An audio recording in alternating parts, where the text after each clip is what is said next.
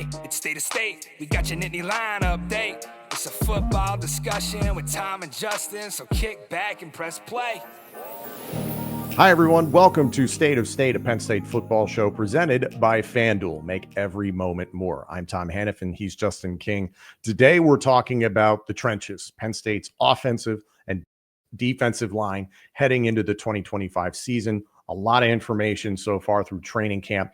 There are a lot of expectations for both sides of the ball. This is an interesting topic because I think you can look at one side in the offensive line and you feel a tremendous amount of security. And then you look at the defensive line and, oh my God, are there a lot of questions? There's not a lot of major concerns, I think, but there's enough that you can sit there and talk about on a podcast for X amount of time. So that's what we do here on State of State. Please like, comment, subscribe, rate us, turn on notifications. Thank you for tuning in wherever you get your podcasts, Apple, Spotify, and YouTube. And if you haven't done so already, you can become a member of our YouTube channel. And for just 99 cents a month, you can get all of our upcoming episodes ad-free, commercial-free. You don't like ads, you don't have to deal with them. Follow the link in the description of this podcast and become a member of our YouTube channel. So Justin, let's start off with the defensive line, where I think there are the most questions, and I want to get to the offensive line because it does feel like the cup runneth over there. We talked about it a little bit earlier on this week.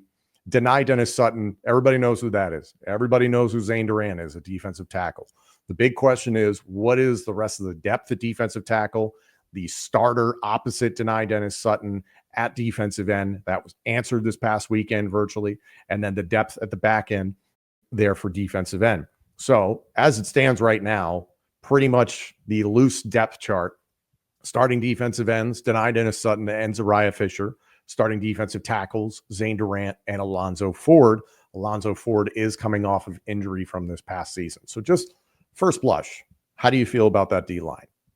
Feel good. I mean, I like the depth of seniority and experience also with the young, talented mix in. I mean, just from historical basis, I mean, you got to bank on that defensive line to perform, especially with Coach Deion Barnes getting those guys ready. But I'm looking for a big year, a dominating year from Zane Durant. That's the one. I mean, we know the names, but that's the one I'm looking to have a splash year. Zane Durant is he's twitchy for his size. And he's, I say this with love, stumpy, and that he's a shorter guy, very compact. I think he's listed at 290 pounds. He can be about 300 pounds, and he still moves incredibly well in the interior. And I think that low man wins type of mentality works in his favor, and that he really can cause a lot of trouble there amongst the center and the guards. So I always love watching him play. And it's just a question of the depth behind him. An interesting piece of news that came out of this past weekend was regarding defensive tackle. So I want to get to a couple of the guys that are behind Durant and Ford. Xavier Gilliam and Ty Blanding are two guys that are getting a lot of praise, a lot of expectations for those to be basically 3 and 4. I'm not saying one is the other, kind of those are the next two guys up. And then, again, no particular order, the depth behind that, because James Franklin has talked about, hey, there's competition for the 5th and 6th spot, it sounds like. Owen Wafel, transferred from Michigan this past cycle. DeAndre Cook, Randy Adarica, and Caleb Artis. Artis, who we saw quite a bit last year, he's trimmed down to about 320 pounds, which I know some people are like, trimmed down. He was a lot bigger than that if I remember last season. So a true mountain of a man in the interior. Randy Adarica, Cook, and a couple others, I believe. Liam Andrews was mentioned. Those are freshmen or redshirt freshmen. So a lot of inexperience there, but a lot of just raw talent. The interesting one was Anai White. Anai White, who was the transfer from Texas A&M, played defensive end the last few seasons for the Aggies. It was interesting, Justin, because I think it's kind of, fan reaction to the transfer portal is that the second the guy transferred to Penn State, everybody's like, there's your starting defensive end. Yeah, for sure. Newsflash, he's moved inside the defensive tackle, runs about 270 pounds. And according to James Franklin, without even really trying, he was at 270 pounds. So you could see his body weight potentially going up another 10 to 20 pounds. And, it's a great strength and conditioning group. So hearing that position switch for Anai White, what did you think? And then concerns or excitement for 5 through, what was that, like 10 in terms of defensive tackles? I think moderate excitement, right? Especially moving a guy from DN to inside if he has the ability to put on that weight or that growth potential can be dynamic. I mean, I remember him coming out of high school and he could move a little bit, and now he move him inside when he's carrying that good weight. You can just having depth at that defensive line is extremely critical to keep those guys fresh and rotating in, and being able to play, stout defense and also penetrate up the middle is going to be increasingly important when we start playing these teams like Oregon and Ohio State and the meat of the season in Michigan. But I feel pretty good. I'm really excited about it. Penn State right now has the second best odds to win the Big Ten Conference Championship game, plus 210, according to our friends at FanDuel, second only to Ohio State. And I bring that up because if you're going to compete in the Big Ten, you need to be able to play big boy football in the trenches. And one thing that James Franklin talked about with Anaya White specifically, not saying this is exactly where they're going to go, but if you're in situations where you're playing up against those hog molly offensive lines that you are going to see in the Big Ten, then it is nice to be able to put out there a 270-pound defensive end who's going to be a little bit more stout against the run potentially and just give you a little bit more run support there if you need it, a little bit more beef. And it is such an interesting study looking at defensive ends over the years, and I know you deal with this with LIG sports from the high school level through to college, is that physical build at defensive end. It changes so much every single year. You see studs that are at 220 pounds and they make it work. You see guys that are at 265 pounds that are just monsters. Denai Dennis Sutton, very different physical build than Abdul Carter. Abdul Carter, very, very lean, but not small by any means. What has your observation been of the transformation of the defensive end position, and especially at Penn State? Well, I mean, it comes down to the defensive scheme first, right? What are you asking those guys to do on the edge? Are you asking them to rush the passer, stop the run, or kind of do a little bit of everything? I think you get your highest risk reward when you got like pass rushers, guys that can really affect or influence how the offense attacks you just based on protecting their quarterback. So I think Penn State has done a good job having those hybrid guys that are big enough to play the run, sufficient at the run, but really great pass rushers, whether it's from Jason Owe to Micah to Abdul Carter, but being able to have hybrid type of positions.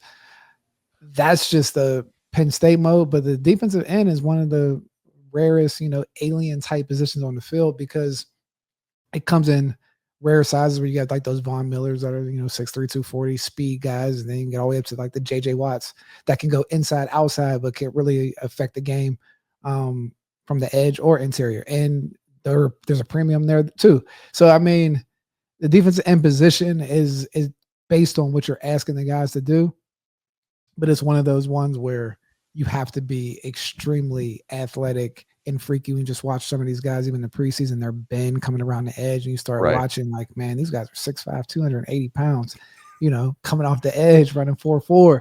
Yeah. There's a spooky scene right there. Well, and you dealt with it in the National Football League. What is asked of a defensive end in a 3-4, very different than what's asked of in a 4-3. And you can see a lot of different alignments in that respect. And I just think it's so interesting looking at what this defense could look like this year versus last year. You didn't have to rush more than 4 often. You could get home with 4. We'll have to see, and you probably won't understand what this defensive line is really capable of until mid to late October. That's just when they really get into the meat of the Big Ten schedule. And your first real competition is late September at home against Oregon. Right now, I believe favored by 6.5 in that game, according to FanDuel. So it's just a matter of wait and see. But you and I have talked about it. I'm of the belief the secondary is the deepest position on the defense, and it's probably going to create a lot more situations where you might not see the quarterback hurries or pressures or sack numbers be tremendously high, but you'll see pass breakups. You'll see more coverage pressures, coverage sacks at that, and hopefully more interceptions, more turnovers in the passing game there for lockdown U. But do you agree with that? And from what you know, especially about Jim Knowles, what he'll do with a defensive line? Yeah, 100%. I think you'll see a lot more opportunistic things on the back end just based on how they attack. And like you said, having a multi-look defense on the back end, you get gifted some because these quarterbacks have to process too. They got to go to class and they got to make sure that they're doing film study and being able to get the ball out when there's a denied Dennis Sutton and Zane Durant coming down your throat. and now it's up to the back end to make a play.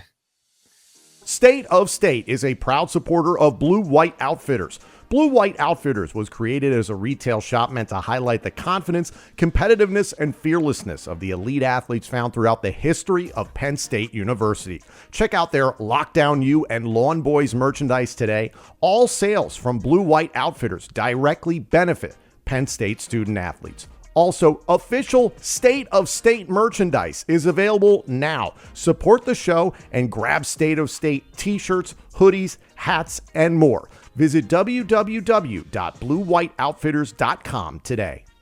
I want to switch over now to the offensive line for Penn State, and this is a real point of strength. And I think, the defensive line, it's a wait and see sort of thing. A lot of talent, but unproven commodities. I'll put it that way. It's very, very different on the offensive line for Penn State, and that you have probably 8 to 9 guys that you feel like you can rotate out there and start and feel confident in them. And that's what we've heard from Penn State's coaching staff at this point in time. The reason I wanted to focus on this in this episode is because you kind of look at the landscape of college football, and the AP poll has come out, the coaches poll have come out, and James Franklin's like, no one cares about that. They don't mean anything. By week 2, they mean nothing, that sort of thing. However, looking at them, I always look at what do these teams bring to the table in terms of offensive line. And the teams that ultimately made it deep into the playoff last year were the teams that had the most depth and the most ability at the offensive line position and had the best health. Now, I would not say Notre Dame and Ohio State had the best health. They certainly had a lot of ability, and Ohio State got knocked a lot for patchwork offensive lines. All the combinations is like, well, you said it at one point, when you trot out 5-star after 5-star after 5-star, they're going to do fine. They're going to do okay. Notre Dame had some critical offensive line losses against Penn State and then in the national championship game. So it just came at like the worst possible time. For you, someone who's played the game at a high level, college, the NFL, done stuff in the front office, in the XFL, done stuff in terms of the recruiting coordinator side for Penn State football.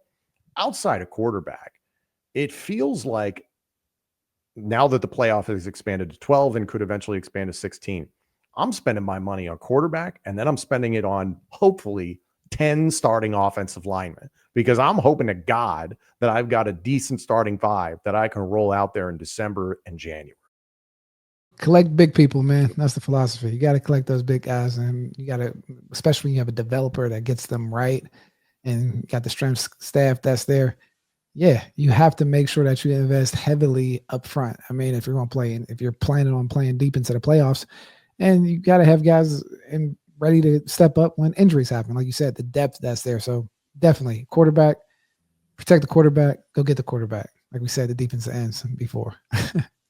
In terms of the offensive line talent, names that we know are going to be in that rotation of the 8 to 9 guys. I'm not saying it's going to be a rotational group, but you will see different packages, but there should be an established starting 5. And it seems like the battle in terms of who will be the number 1 right guard and right tackle continues to play out. And that with the 1s, you'll see Donko at right guard. And then with the 2s, you'll see him at right tackle. So it's sounding like Nolan Rucci potentially could be that starting right tackle, but let's not forget about what Cooper Cousins is able to do, and is somebody who seems like a plug-and-play offensive guard or center, depending on the situation.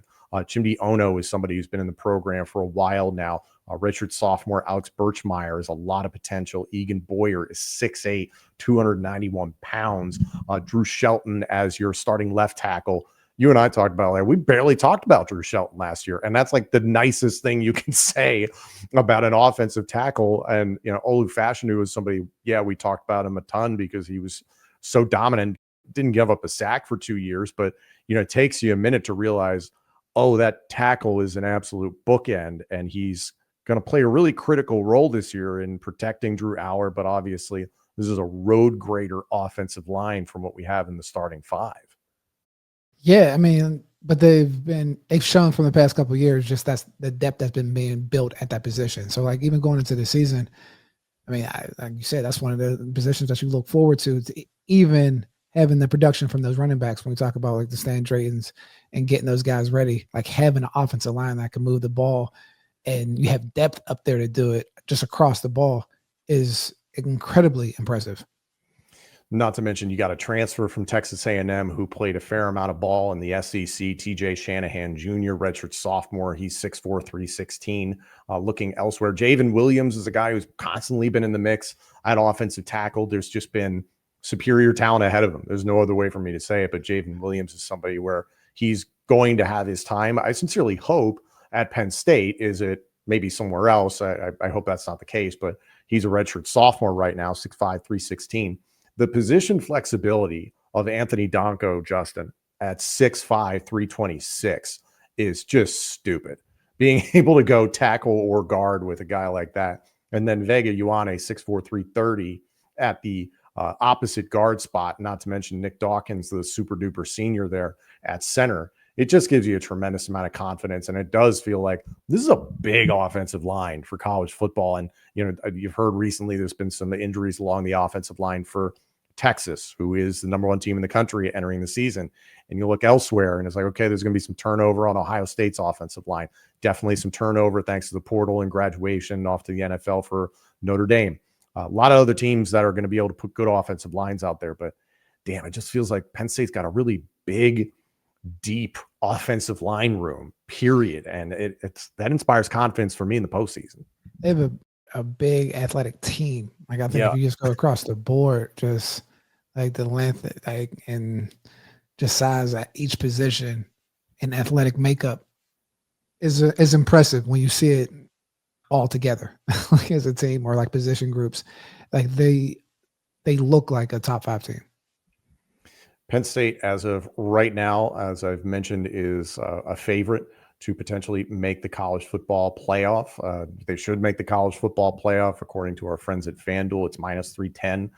No is plus 235 if you feel super negative about the Penn State Nittany Lions. But honestly, that's one of the easier, safer bets that Penn State should be able to make the college football playoff. It's just a matter of how do they do it. And there's a lot of bets you can place out there of is it 9 wins? Is it 10 wins? Is it 11 wins? Is it an undefeated season during the regular season for Penn State? Do they make the Big Ten title game? Do they win the Big Ten title game? Like there's so many question marks and you can answer them all on your own at FanDuel. We encourage you to do that, but still it's just a lot of reason for optimism, Justin. I think looking at the defensive line, yeah, I got a lot of questions, but I got to wait 3 months for me to really get an answer and get a sample size. Offensive line, I'm just hoping to God you can shrink wrap these guys into December and January so that when the most critical games come, you've got your veteran, seasoned, experienced, talented offensive line out there playing for Penn State. That's when you want them to be at their height, right? Like when it's getting to crunch time and we got games that you have to. That is brutal. Yeah. Oh yeah. But you got to, when you have to finish these games out against some of these teams, they're going to have to come in handy. So I think we're going to lean on the running backs and a lot this year, and that comes with the offensive line. 100%. Let us know how you feel about Penn State's offensive and defensive lines. Get in the comment section on YouTube. Get at us on social media. We'll have more next week on the position battles in Penn State's training camp right here on State of State, presented by FanDuel. Thank you all so much for joining us. This episode and our entire library of shows is available now on YouTube, Apple Podcasts, Spotify, and wherever else you get your podcasts. Please like, comment, subscribe, rate us, and turn on notifications. Follow us on social media at State of State Pod. Comment on our YouTube channel. And if you haven't done so already, you can become a member of our YouTube channel for just 99 cents a month. You can get all upcoming episodes of State of State, plus our entire members-only playlist, ad-free, commercial-free. Hit the join button on our homepage or follow the link in the description of this podcast. State of State is presented by FanDuel.